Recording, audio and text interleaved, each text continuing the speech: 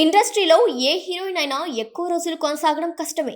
కానీ ఎంతమంది కొత్త హీరోయిన్లు పోటీకి వచ్చినా శామ్ క్రేజ్ మాత్రం తగ్గట్లేదు. ఏమాయ్ చేసావే సినిమా ద్వారా తెలుగు చిత్రసీమకు పరిచయమైన ఈ ముద్దుగుమ్మ తక్కువ సమయంలోనే టాప్ హీరోయిన్గా మారిపోయింది. తన వ్యక్తిగత జీవితంలో జరిగిన సంఘటనల కారణంగా ఈ మధ్య వార్తల్లో బాగా నిలిచింది. ఇప్పుడు సినిమాలకు కొంత సమయం బ్రేక్ ఇచ్చింది. మయోసైటిస్తో సతమతమవుతున్న శామ్ ట్రీట్మెంట్ తర్వాత మళ్ళీ మంచి కంబ్యాక్ ఇవ్వడానికి ఎదురు చూస్తుంది. అయితే రీసెంట్గా ఆమె నటించిన సిటాడెల్ సిరీస్ త్వరలోనే ప్రేక్షకుల ముందుకు రానుంది. ఇటీవల జాతీయ మీడియా నిర్వహించిన ఓ కాంక్లేవ్కి హాజరైన సమంత తన కెరీర్లోనే అత్యంత కష్టతరమైన పాత్ర గురించి మాట్లాడింది. ఇప్పటికీ ఆ పాత్ర తలుచుకొని గర్వపడుతున్నాను అంటూ చెప్పుకొచ్చింది. శారీరకంగా బలహీనంగా ఉన్నా కూడా నేను చేయగలను అని నన్ను నేను నమ్ముతాను. సిటాడెల్ సిరీస్లో నేను పోషించిన పాత్ర నా జీవితంలో అత్యంత క్లిష్టమైన పాత్ర.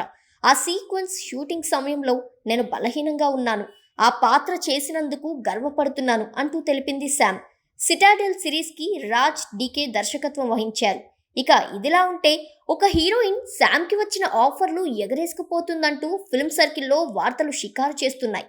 ఒకానొక టైంలో శామ్కు గట్టి పోటీ ఇచ్చిన పూజా హెగ్డేకి ప్రెజెంట్ పెద్దగా అవకాశాలు లేవు. పూజా కెరీర్ క్లోజ్, త్వరలోనే పెళ్లి చేసుకోబోతుందని ప్రచారం నెట్టింట తెగచక్కర్లు కొట్టింది. అయితే ఈ రూమర్స్ పై పూజా స్పందించలేదు. కానీ టాలీవుడ్లో ప్రెజెంట్ బుట్టబొమ్మ బ్యాక్ అంటూ టాక్ వినిపిస్తుంది. పూజాకు ఆఫర్స్ వస్తున్నాయని తెలుస్తుంది. నందిని రెడ్డి డైరెక్షన్లో సిద్ధు జొన్నలగడ్డ ఓ మూవీ చేయనున్నారట.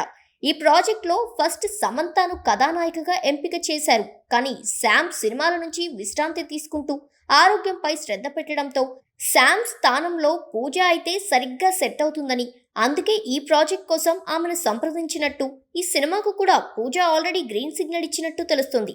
అయితే ఈ ప్రాజెక్ట్ గురించి ఇంకా పూర్తి వివరాలు తెలియాల్సి ఉంది.